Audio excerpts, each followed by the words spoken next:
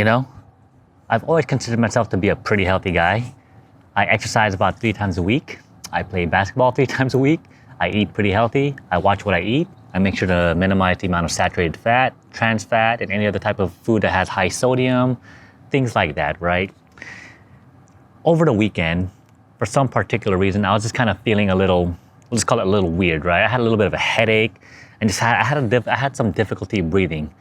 So what ended up happening was I ended up taking my blood pressure, and it turns out that my blood pressure was the highest that I have ever seen it.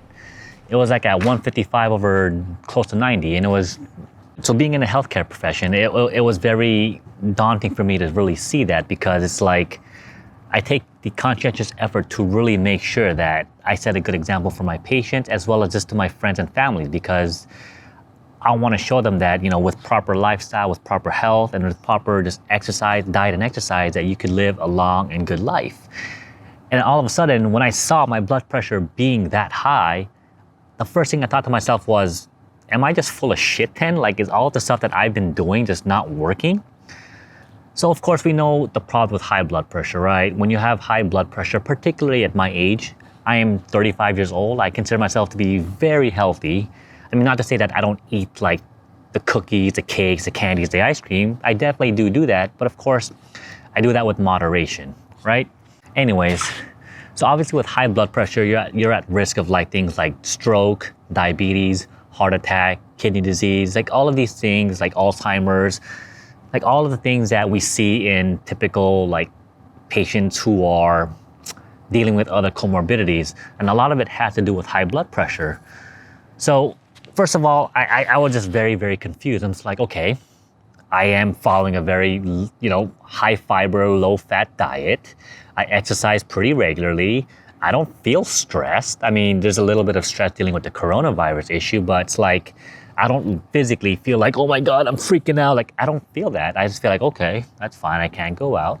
There are times where I feel like, you know, like, God, can't go out, can't have fun. I can't see my friends, but it's not to the point where I'm like stressed, right?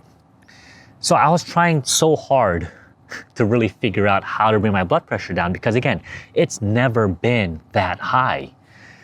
And so what ended up happening was, over the weekend, this actually happened on a Saturday, where I just took my blood pressure, things went to crap, right? So one thing I started to do was just like, okay, maybe I need to exercise more than what I'm used to, right?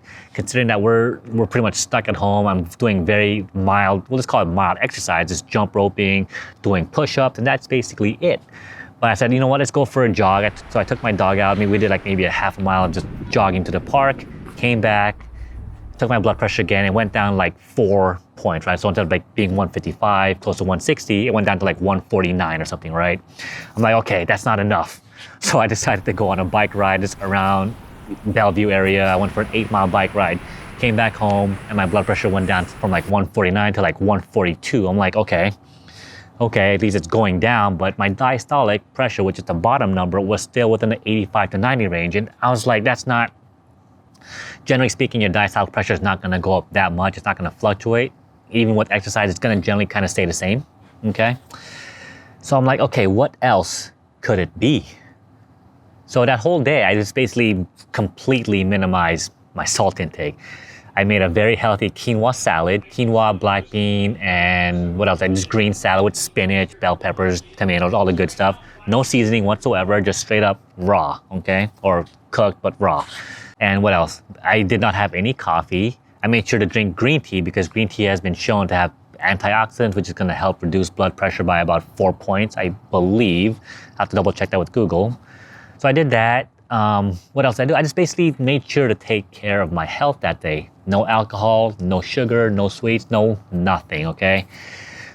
Come to nighttime, come to around dinner time, I just had a light burrito. Again, healthy burrito, whole grain tortilla, a little bit of just whole grain rice or brown rice. What else did I put in there? Shredded chicken, tomatoes, and just some black beans again, right? Because why not?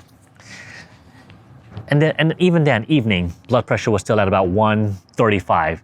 Again, for me, that is so high because my blood pressure ranges from 120 to 125. So I'm like, oh my God, am I gonna die? Am I gonna have a heart? No. And I'm thinking if I do have a heart attack, well, fuck. Well, I lived, right?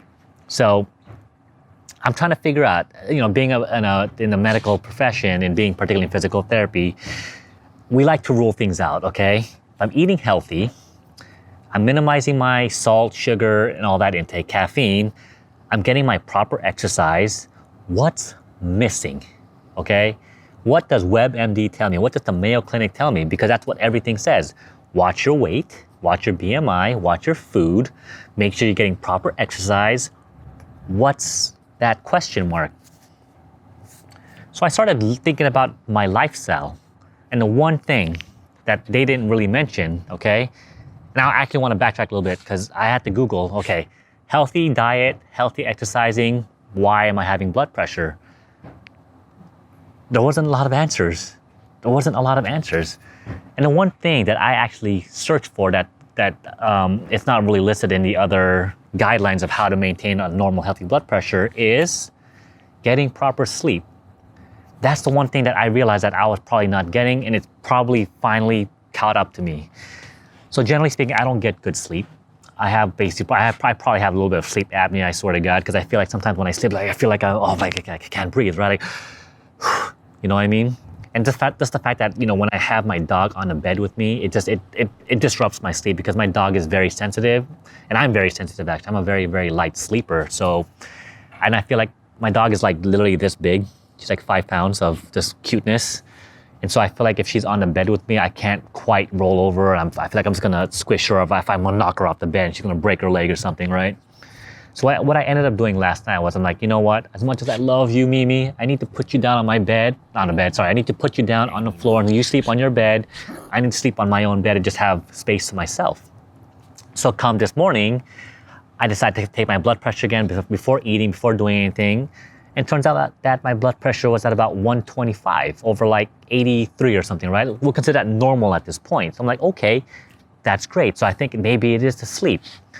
And so again, I continue to just do my normal routine of just maintaining proper, making sure I'm eating oatmeal in the morning for good cardiac health, making sure I'm minimizing my salt again, and I just had lunch not too long ago, and I ended up having normal blood pressure again of like 126, 127 with a diastolic number about 84, 85, something like that, right? So it turns out that I think it's my sleeping problem that has affected my blood pressure. And if you do a quick Google search, you do a little bit of scholarly research, it turns out that proper sleep is important to maintain a proper and healthy blood pressure. And I think that's the one thing that I was missing. So I was like, you know what? At least there's an answer to this, right? Because it just didn't make sense to me where I'm following the proper diet, I'm following the proper exercise, I'm minimizing trans fat, saturated fat, increasing my monosaturated fat, because monosaturated fat is good for your heart. Why am I still having blood pressure, right? So the only thing was not sleeping enough or not getting good, proper sleep. So I think for those of us who may feel that who live a normal, healthy lifestyle, who get your proper exercise, you watch what you eat, you watch your calories, you watch your BMI, and you're suddenly freaking out your blood pressure is really high, check to see if you're getting proper sleep.